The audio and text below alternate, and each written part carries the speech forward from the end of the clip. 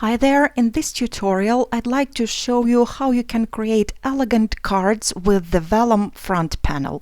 And because Vellum is a bit tricky material to work with, I'll also be giving some tips and advice that I hope will help.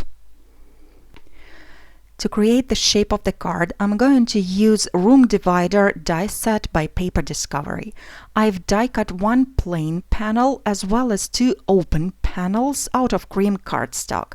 I'm also going to need one panel that I've die cut out of Vellum.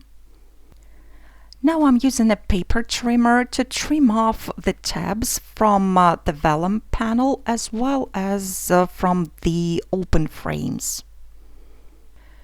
Because Vellum is very delicate, it's always a good idea to add a cardstock frame to your card. It's definitely going to make a whole card construction much sturdier.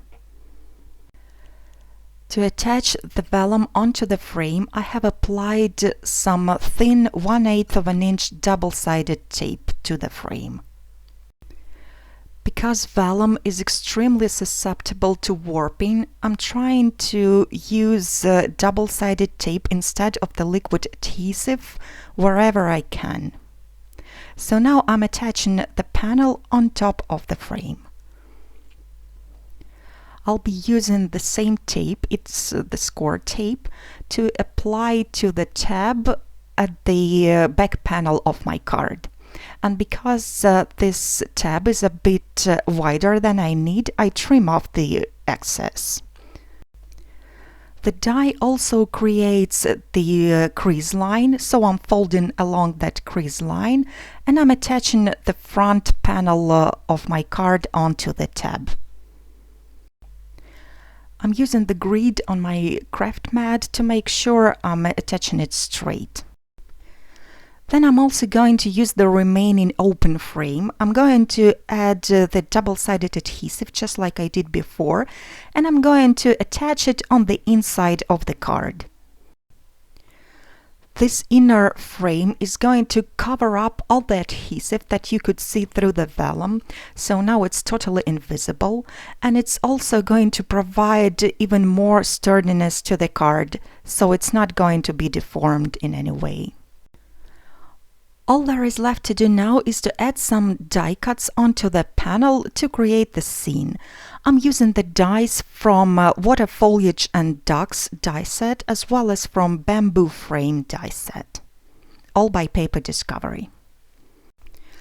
All these dies have slits in them, so you can place the die cut back into the die and apply some ink through the slits using the dies as a stencil.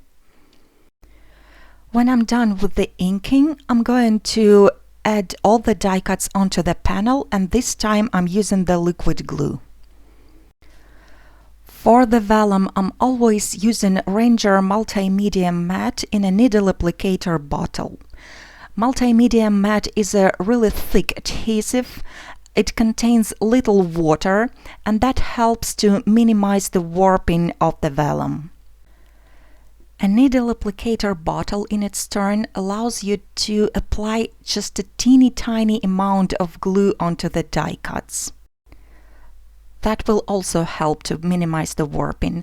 And the last advice is, of course, placing a large acrylic block and probably some weight on top of the card until the glue dries, and this way you'll get the perfectly straight unwarped Vellum panel.